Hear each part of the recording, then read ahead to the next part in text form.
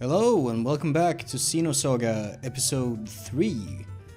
I was looking through the database, just reading up on some episode 1 and episode 2. These are quite detailed actually. I haven't really read them very in depth, but I did notice this, end of episode 2 to the present, which also reminded me that I did, and I totally forgot about it, but I did get a comment saying to check out. Actually, let me fucking. Give me a second. Yeah, here it is. From a month ago, actually. Saber Hazari. I hope I'm saying that name right. I hope you're back. Said it's up to you, but I really recommend you check out Xenosaga: The Missing Year, which contains what happens between Xenosaga episode 2 and 3, and Xenosaga Pied Piper, which contains the full backstory of Siggy and is really good. I forgot to do that. I might do that at some point between episodes. Right now I'm sitting down to record quite a bit. I'm gonna use this. I'm assuming this then is gonna summarize this missing year thing, which I'm not entirely sure what like format it released as originally. It might be one of those near situations where it's in like a book or something. I'm gonna read about what happened between the end of episode 2 and the present, while digging this jazz, by the way. Half a year since the destruction of the planet Miltia was brought about by the Ormus Patriarch Sergius. That's gotta be the Pope. The Gnosis phenomenon, occurring in the star system throughout the Galaxy Federation, was accelerating its rate of expansion, and more than 30% of all solar systems had suffered devastating damage. That's bad. The Galaxy Federation government and autonomous states viewed the situation as critical and made advancement of the Grand Anti-Gnosis Zohar project their highest priority. The Contact Subcommittee, too, were frantically dealing with the situation. I kind of feel like just the mention of autonomous states has a lot of significance, but is kind of like just like they don't draw attention to it. Oh well. It was at this time that an incident occurred in which planet's major cities were attacked by Gnosis. Localized Gnosis phenomena had been observed numerous times before this point, but this incident differed in a significant way. The damage was always centered around a specific urban area, almost as if an intelligent factor were at work. These events would later come to be called Gnosis terrorism, and we did read about that last time. Julie Mizrahi, who was the wife of Joachim Mizrahi and kind of mother to Momo, essentially, basically, of the Contact Subcommittee, commissioned the Kukai Foundation to investigate. The mission would be undertaken by Junior, Jin, and company. Jin visited the site of an attack where he encountered a girl calling herself Nephilim. Really? Jin did? I might have to check that missing year out sooner than later. Shortly thereafter, their path was blocked by Doctus, an agent of the mysterious Scientia organization. Believing the girl to be involved in the incident in some way, Jen drove off Doctus and turned over the girl to the custody of the subcommittee. The Contact Subcommittee's examination revealed that the girl was a special type of Realian. Nephilim? Really? In addition, they detected in her brainwaves the same wave pattern data as that given off by Lemegeton? I don't remember what that is. It was a program created to analyze the Zohar during the era when Lost Jerusalem existed. That program has, however, had fragmented during the Miltian conflict. It was scattered through the UMN in the form of Lemegeton fragments. I don't know how to say that word, I'm sorry. As Jin's group continued their investigation of the girl and Lemegeton, they discovered that the series of attacks was being caused by a man named Grimoire, which we also read about. But the Gnosis under Grimoire's control attacked the Contact Subcommittee lab where the girl was being protected. Julie and the girl were trapped in the occupied lab. Julie sent a message to Shionozuki, chief of Vector's first R&D division, requesting rescue. Shion accepted Julie's request and together with Cosmo stormed the lab. Shion's group succeeded in suppressing the Gnosis and rescuing Julie, but the girl was captured by Grimoire. Working together with Doctus, who had been searching for Grimoire, Jin and Shion finally discovered Grimoire's location. But Shion learned there that the UMN Vector and her own father had been involved in the incident. To uncover Grimoire's true nature and rescue the captured girl, Shion resolved to break into a region of the UMN that was under special Vector control. With the help of Scientia, Jin's group, and the girl herself, the incident finally drew to a close. Sorry, I paused there because I kinda grouped it wrong. I thought for a second that Scientia was Jin's group. That's not it. But learning of Vector and her father's involvement in the incident weighed heavily on Shion's heart. Unable to endure her emotions any longer, she finally left Vector. Let me...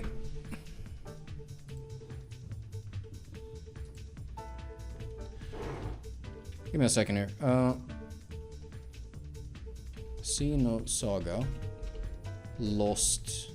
No. Missing Year, that's what it was called.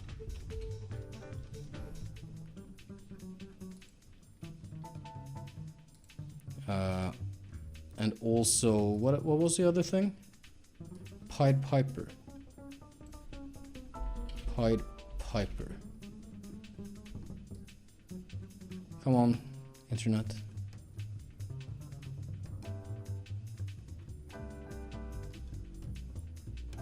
Because, like, this seems pretty important.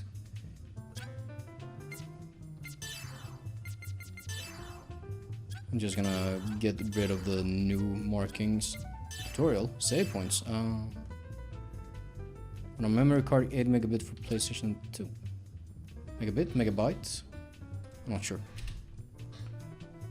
Xenosaga 2 to 3, A Missing Year, connects episode 2 and episode 3. It was published around 2005 to 2006, which this game released in 2006, and episode 2 released in 2004 in Japan, 2005 in other regions. Missing Year tells an important story.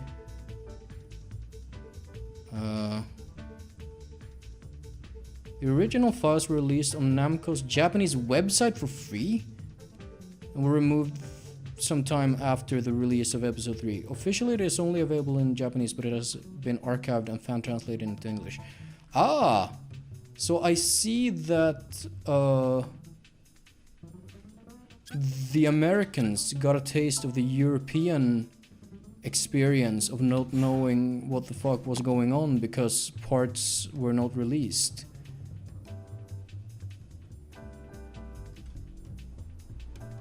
Oh, this makes me wonder. How long is it? How long would it be to... It's six episodes, no? 6 episodes.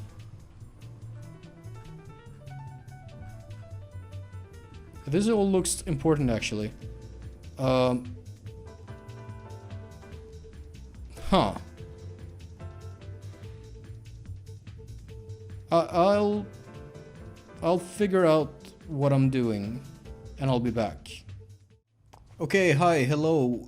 I'm back. I have now seen /read /whatever the Missing Year media piece thing, which I'm probably gonna make into like a part 0. So you probably should have seen me do that already, and also have the understanding that I didn't have that knowledge before when I started this game, which I'm sure is gonna be a little bit confusing, but now I'm back up to speed.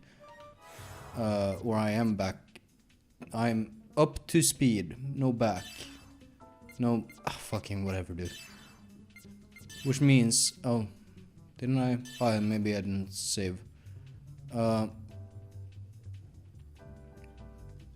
So now I know all about this shit. I know who Grimoire Verum is. I know who fuck. What was the name?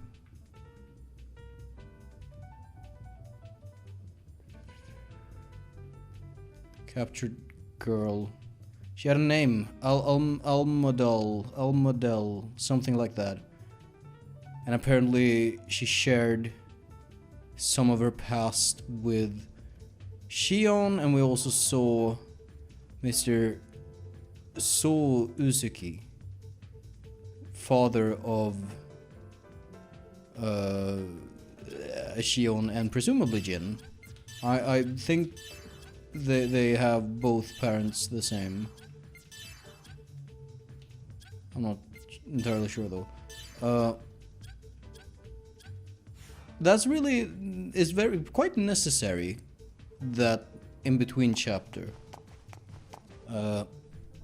I don't know if I agree with the decision to not have it in the game, but I also understand that that decision probably came from, you know, all the fucking behind the scenes bullshit that Takahashi and the team had to suffer during the development of these 3 episodes that were actually supposed to be 6 episodes as far as I understand it. I understand that there were basically 3 storylines in mind that were all gonna be like halves released in episodes. So like episode 1 and 2 were supposed to be part 1 and 2 of a story. Maybe that's why the story in episode 2 felt a little rushed and a little bit disjointed at times. You know what the missing year chapter reminds me of? I've had a little bit of time to think about it. It reminds me of disc 2 of Xenogears, where this super important information is just like narrated, and it's like super clear that it should have been in the game but couldn't be. As far as I understand it, this poor fucking team didn't really get a chance to have creative freedom properly until Xenoblade 1, unfortunately. Regardless, we're gonna play this game and see at least I hope the Xenosaga sort of greater story gets to come to some sort of conclusion. That's my biggest hope for this game. I can't go any further. It's probably faster to just destroy this than to find another route. And then we get to press... Yeah. This system is back.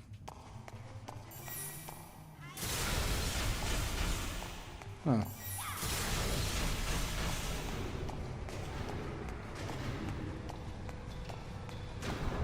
I'm still a bit foggy on exactly where this is the S line, and in the missing year the sort of like end area was the R's something. Each key played into the correct socket. Think about the order.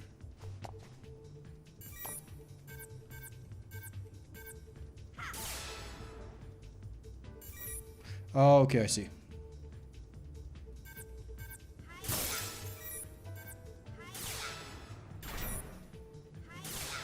There we go.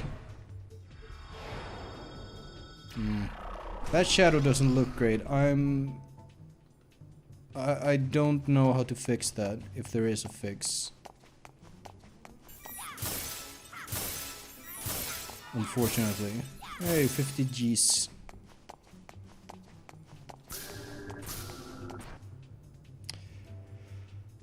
Segment address.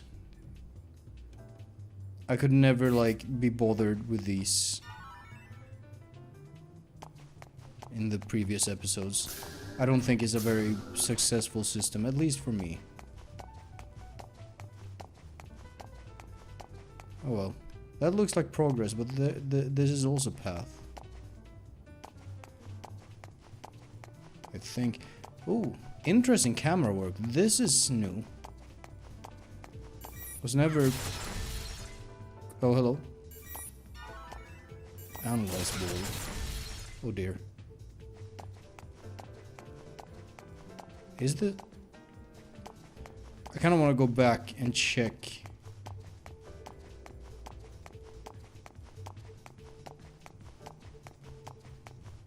Do these character models look better as well, or is that just... Well, that... Surely that's progress.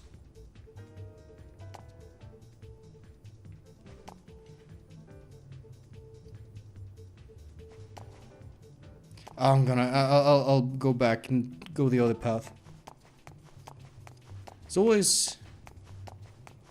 Every game should have the DMC5 system of the being able to see which way is progress, so you can avoid it until you're good and ready. But yeah, this camera work is new. My chest is old. Now repair. Okay. For the aims? Is that what they were called? Oh, okay, and we just come back here. Oh well. Ah, I keep forgetting that's not the menu.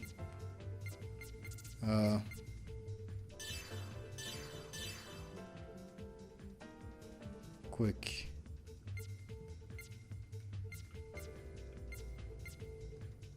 Medica, analyze. Medica, nothing.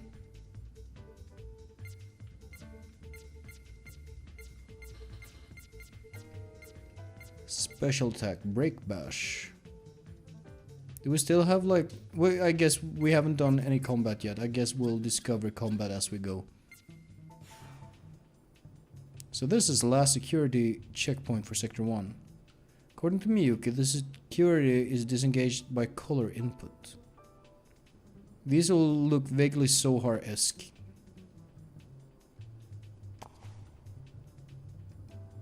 Oh, this is the puzzle reset console. Green, red, blue, yellow. Green, red, blue, yellow.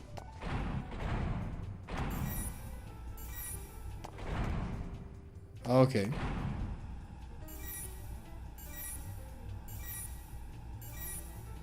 Green. Red. Blue. Yellow.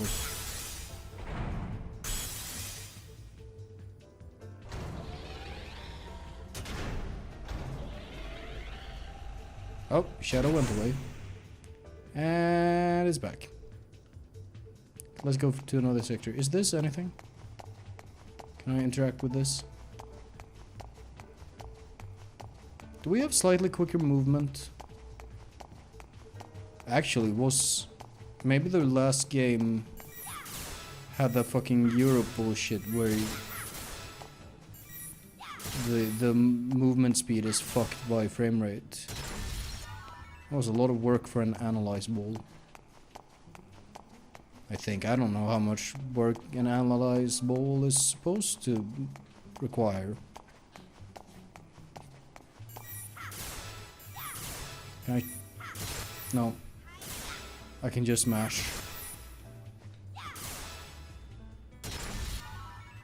Oh, and I can confirm, by the way, that the Xbox 360 vibration works with the emulator. That's nice.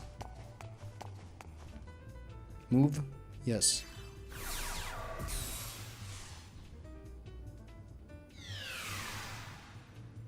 So this is Sector 2. They got a guard system set up from here on. Let's rotate our saves. Unable to save.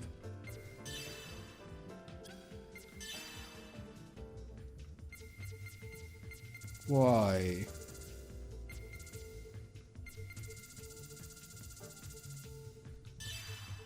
I can't save the game here. They're not gonna let me rotate my saves? I wonder why. That might be an emulation issue. Speaking of, just look at these shadows. God damn. That is unfortunate, but I don't know that I can do too much about it. We'll just have to live with it. Such is the life of a European. There's a guard system. Well, no time for being a coward. Better get in contact and destroy it before it notices me. Don't underestimate me. Battle tutorial.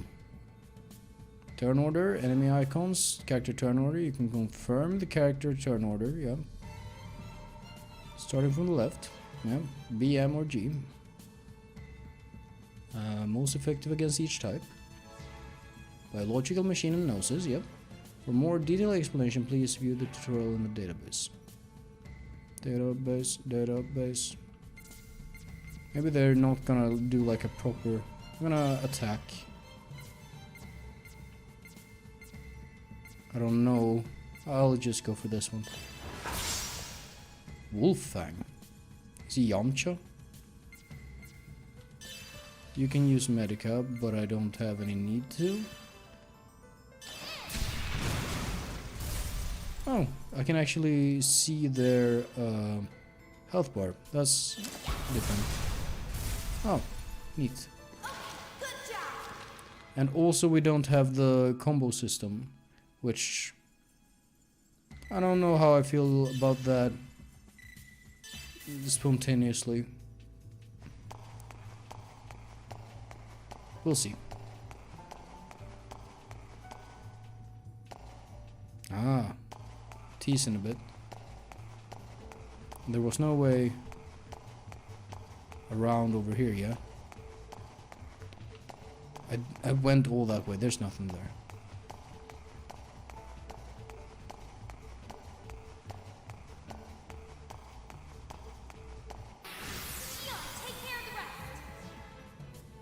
Okay, we got boost. R1. Using boost increases character numbers, determining the cost of 1 unit boost count. When you cause damage, the gauge fills. 100% your boost count increases, yeah. And then we got... Oh, I gotta remember how buttons are. Cursor precision, pressing button, activate boost. Use their special attacks by okay. Attack type.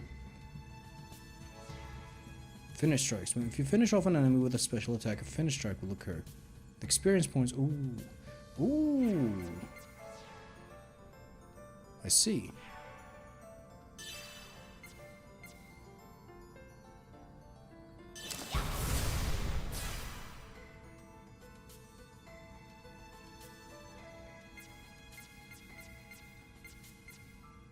But Shion is the only one who has...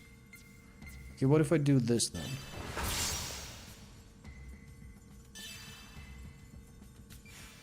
Because you don't have a special attack either.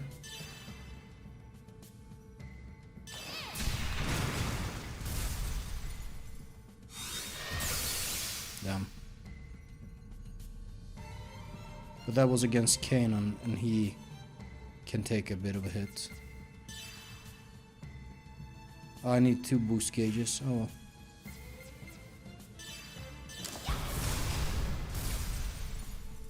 Good job.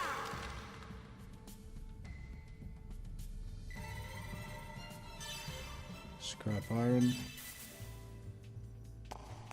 Database update.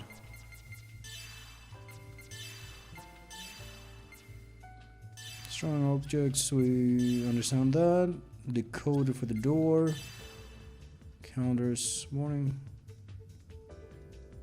If the blade touches the enemy from behind, and if the player is touched by the enemy from behind, a back attack. But we don't... I don't know if we're gonna be able to switch sides like last time. Okay. Standard attack, tech skills, ether skills, special attacks, consumes boost count. Okay, change with a reserve. No, we don't seem to have a move option at all, actually. HP, EP, strength, physical attack power. This value affects physical base attacks, higher the value, yep. Ether attack, yep. Physical defense, higher value, less damage received, okay.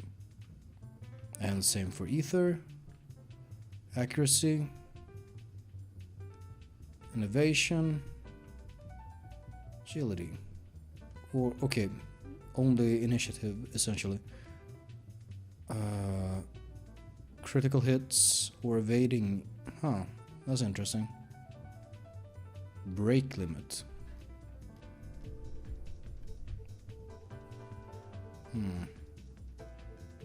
Is that what that other gauge is? Boost. We don't seem to have the like there was that system with special things happening on certain turns in the last couple games. We don't seem to have that yet, at least. Unless this is counter boost is something enemies can do. Special attack cost, yeah.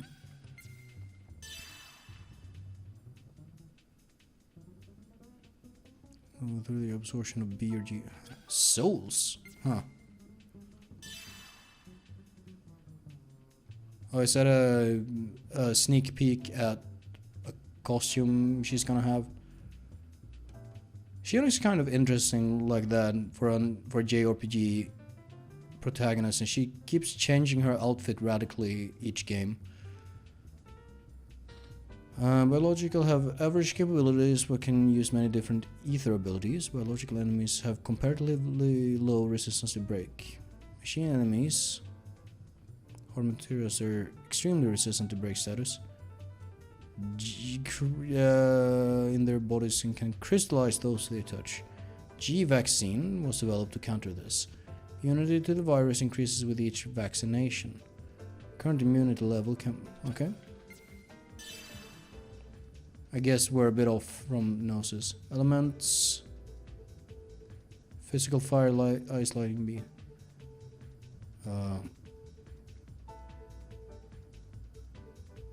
You can analyze to see what's good. Oh, we're getting Dinah, Sebulon, and Asher back, as well as Ruben. I don't think we had a Ruben.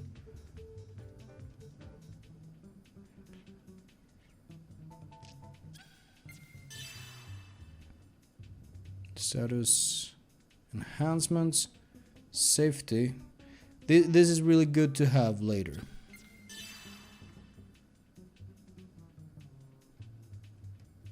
Two turns, that's very good.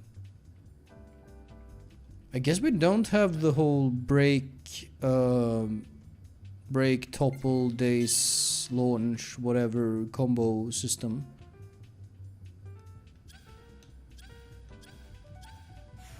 Unless they'll introduce that later.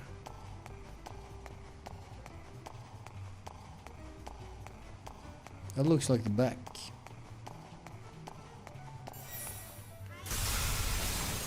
One thing at a time, though.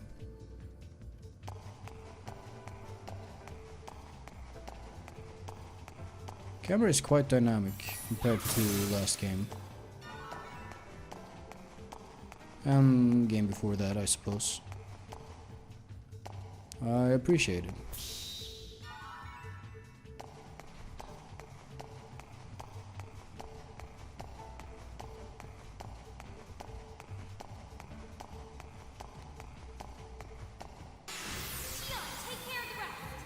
Back attack. Coming into contact with an enemy from behind will result in a back attack. When a back attack occurs, the enemy's action is delayed by one turn and your critical hit rate increases. Yep. So this is Miyuki.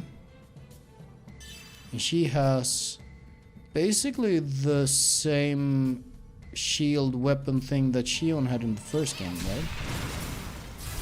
I think. Kanan. Now, I'm actually gonna guard so that I can try the break bash with Shion.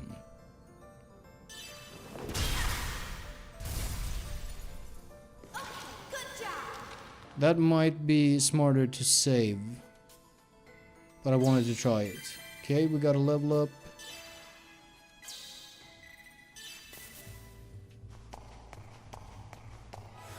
Anything of interest to read in the...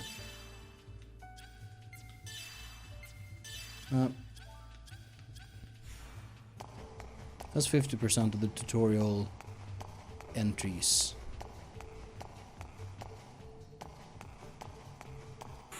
Aha!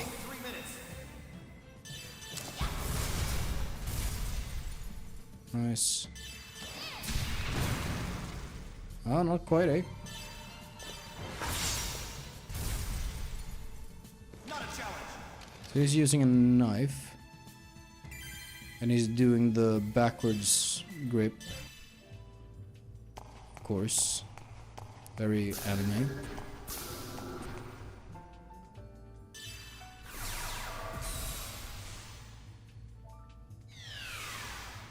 Interesting. This is Sector 3. S-Line Division is comprised of the 5 sectors, so I guess we're at the halfway point. Let's hurry. Okay, no, just walk over and it works. Got it.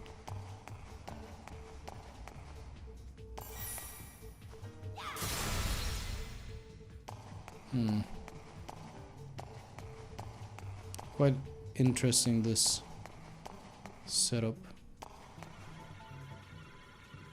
Press the switch, I guess.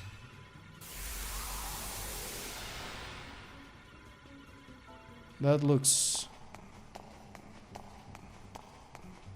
I don't want to accidentally make progress.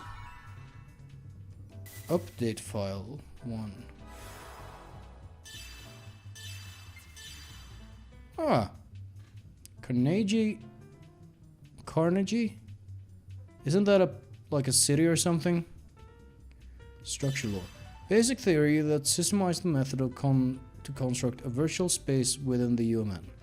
Conceived by the mathematician Carnegie, was the head of Vector Industries Administration and Operations at the beginning of 4400 TC. After this formulation, all virtual spaces were constructed based on this structure law except under special cases.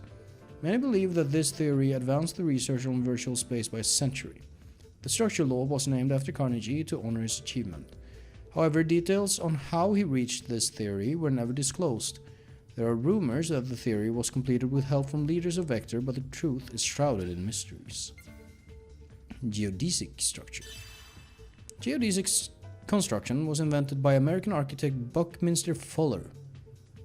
It is a method of building domes wherein regular icosahedrons approximating spheres are overlaid with a network of many equilateral triangles. Icosahedrons. Oh fuck. How many? Give me a second. Icosahedron has how many sides? 20?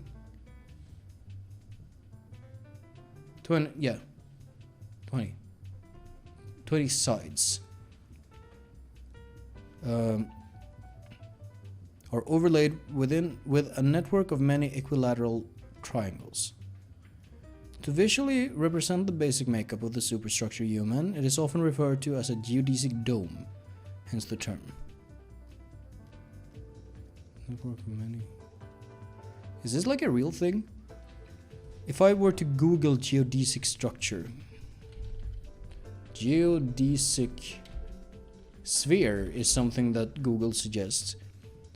A geodesic polyhedron. Ah, what do you know? Okay, so that's just real life math. Good to know. A dive. To access virtual space or encephalon space. See, that's got me confused in the past. Because, and you can dive into the UMN, or you can dive into the encephalon. Which, do we have...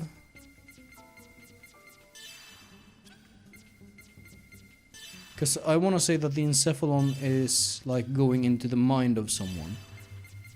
But I'm not 100% sure if that's exactly what it is.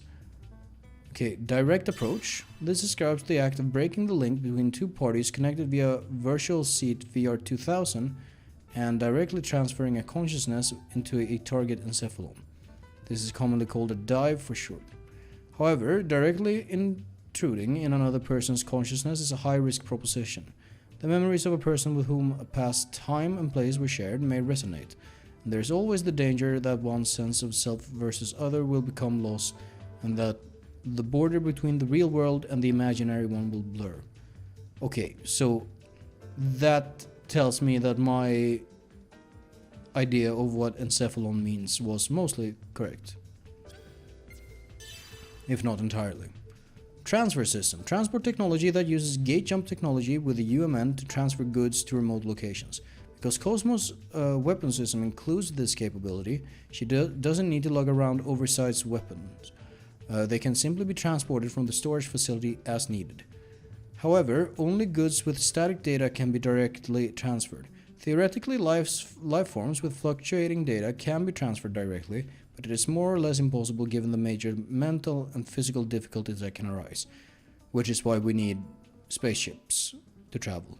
Yeah, to transfer living things one must use a spaceship equipped with the appropriate system. Neural monitoring. Before a connection can be made with certain areas accessed via the UMN, a user's psyche must be synchronized with the area. An operator can make a connection if the monitored user's mental wavelengths are synchronized with the desired area. If the wavelengths are not synchronized, then the operator can send sympathetic wavelengths to the user in an attempt to synchronize them. Huh, okay. UMN transfer column, that's what we're flying through in space. One must use the UMN to gate jump. UMN transfer columns are areas that serve as gate jump portals. These columns exist as relay points in each designated area and connect pairs of transfer gates.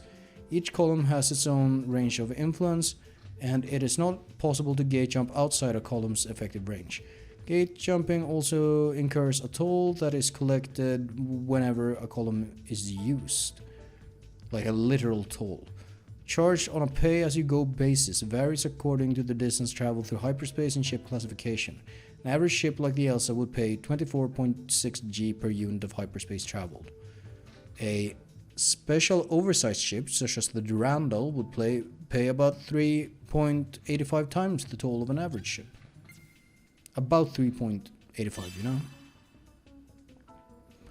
And UMN impulse are signals indicating transport routes to spaceships constantly being transmitted by UMN transfer columns. When a gate jump is performed, one must receive either the destination pulse each column emits or the route pulse each column receives. I appreciate that they're explaining things in detail. Oh shit. Don't underestimate me. Well, they didn't get a back attack. An elf. A sex and an elf. I kinda worry about the elf.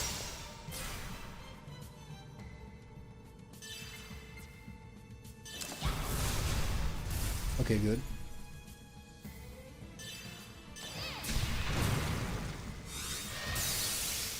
Okay, guard. Nice. When did the others lose HP? Do you not gain HP when you level up to compensate for the like higher max? That's crazy.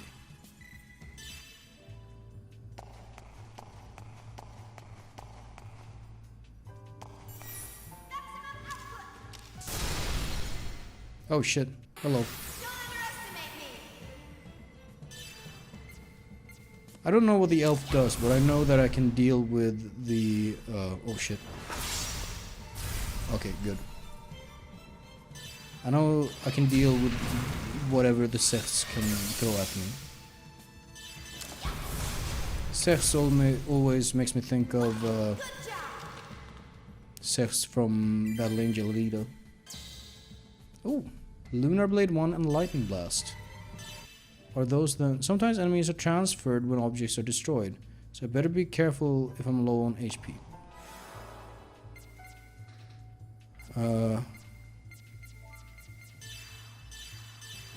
So was that...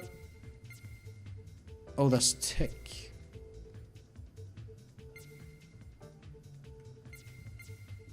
So those are not special attacks. Heavy break attack plus high critical to type B enemies. This is a medium physical attack. Small lightning attack plus medium break attack. We'll figure it out as we go. Me? No.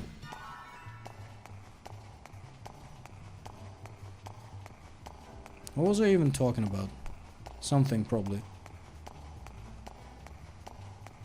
I remember at some point I was gonna say that the way the columns work kinda remind me of how FTL travel works in Zoe, Son of the Enders. Nothing over here? Fair enough. I guess.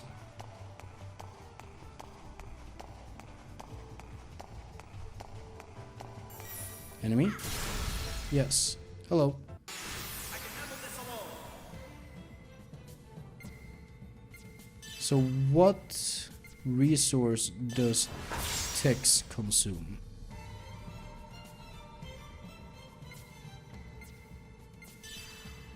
EP. Okay. I'm gonna do a special attack. See if I can get this one down. Yeah. Nice.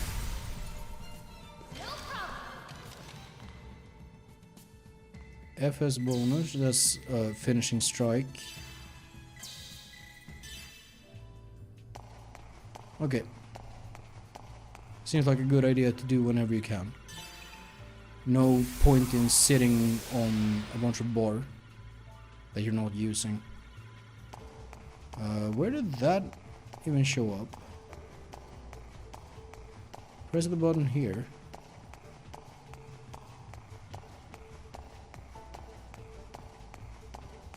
Not all the way over here, was it? Yeah, it was.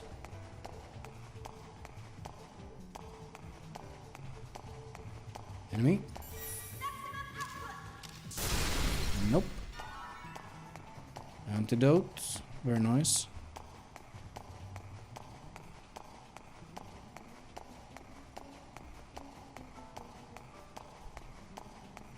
I think this area might be slightly more intricate than I thought it would be.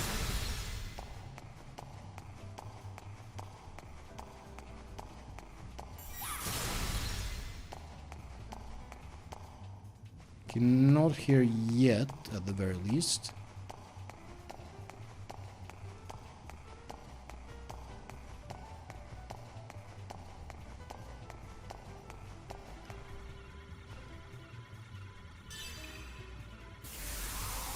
But now we go that way. Huh, or we go... Where is that? Is that back the way we came? Yeah, it's gotta be, right?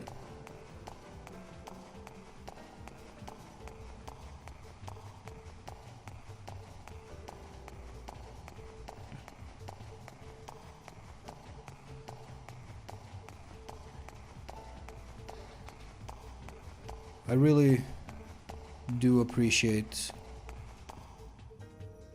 Oh, it's all the way around. Okay, okay, thanks. Really do appreciate having a database again. That was such a sorely missed feature in episode 2.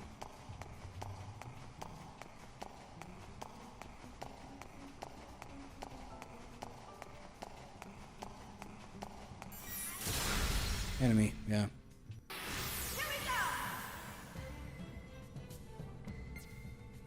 So Shion. Do we want to just try the Lunar Blade?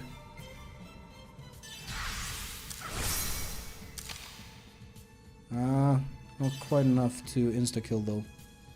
Unfortunately.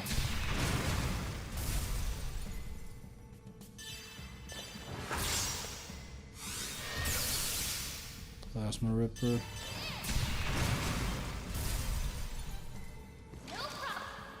Ah. Okay. Quite Jackal. She does what? That's not how you do it. Ah, buttons. Let me... party status, okay. Status, Kanan, and the... okay. Heavy physical attack.